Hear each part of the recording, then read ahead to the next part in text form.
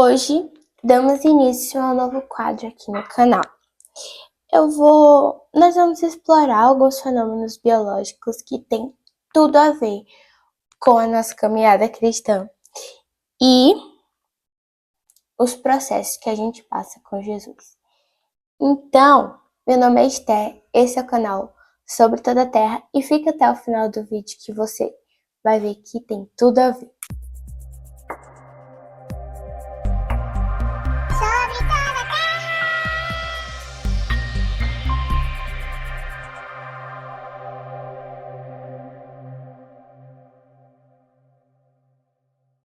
Alguma vez você já ouviu falar em plantas que precisam do fogo para sobreviver?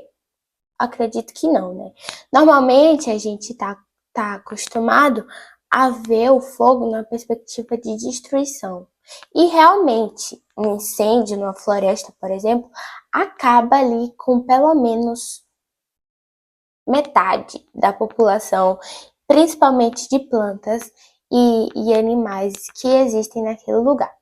Porém, algumas plantas fizeram algumas mudanças ao longo do tempo, foram se modificando, se adaptando para conseguirem sobreviver ao fogo. Por exemplo, plantas que habitam em lugares que têm mais facilidade de incendiarem, de pegarem fogo e tudo mais, elas criam ali uma casca grossa que não deixa o fogo atingir as partes mais internas da planta. Porém, o que acaba mesmo é que as folhas são os órgãos mais sensíveis da planta, principalmente ao fogo. Então, outras espécies de planta também têm um sistema de autopoda. Então, quando elas sentem ali aquela mudança climática, aquele calor, elas se desfazem dos seus galhos mais baixos para protegerem a folhagem mais alta. E ainda tem plantas que mantêm ali seus brotos embaixo da terra, o que faz com que quando o fogo vem, destrói ali, né, toda aquela vegetação, os brotos estão ali, então quando o fogo passa, as condições melhoram, elas nascem de volta. Porém, algumas espécies precisam do fogo para germinar, que é o exemplo das estevas. As estevas é uma espécie de planta que são ali as primeiras espécies que começam a germinar depois de um incêndio. Elas jogam as sementes no solo, essas sementes ficam ali num estado que nós chamamos de dormência, que é uma semente já prontinha para ser germinada, porém ela está ali dormindo. Quando acontece um incêndio que destrói a floresta, acaba atingindo também essas sementes que despertam dessa dormência delas por conta ali, né, do aumento da temperatura que aconteceu com aquele incêndio. E então elas germinam e aproveitam ali os nutrientes deixados pelas cinzas do incêndio e crescem e repovoam aquele lugar que foi incendiado. Outro exemplo também são as sequoias gigantes. Mas aqui a gente tem uma curiosidade muito legal. Eu vou contar para vocês daqui a pouco. Mas a sequoia gigante é uma espécie de planta que pode atingir os 100 metros de altura. E é também, né, uma dessas espécies que apresentam uma alta resistência ao fogo. Ao longo do tempo, elas foram se modificando e se adaptando com características que resistem bem ao fogo.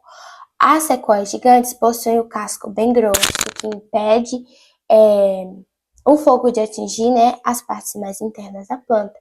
Ela também é bem alta, então é um pouco difícil do fogo atingir a folhagem mais alta dela, então as folhas estão protegidas lá no topo. Porém, Estudos mostram que entre o final aí dos anos 1800 e o final dos anos 1900, houve um período de suspensão de incêndios, onde essas sequoias gigantes, né, lá nos bosques da Califórnia, tiveram uma redução do sucesso reprodutivo delas. E logo após, né, os pesquisadores que estavam ali fazendo aquela pesquisa foram perceber que os incêndios eram um potencializador da reprodução dessas plantas. Tanto que hoje em dia eles têm um sistema de incêndio controlado nos bosques onde tem as sequoias gigantes, e eles fazem esses incêndios controlados justamente para auxiliar a planta nesse sucesso reprodutivo dela, porque o fogo auxilia muito nisso. Mas tá bom, Esther, entendi que tem planta que consegue sobreviver ao fogo. O fogo não é assim uma coisa tão ruim para algumas plantas como é para outras. Mas aonde tu quer chegar com isso?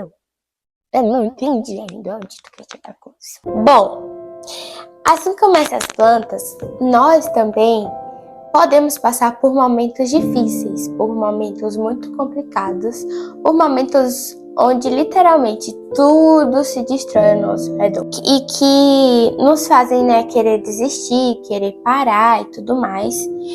Porém, essas aflições, esses momentos difíceis não podem nos fazer perder a nossa fé e a nossa esperança de alcançarmos lugares maiores e mais altos.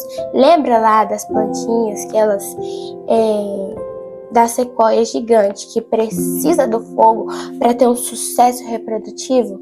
Então, não é muito diferente da nossa vida.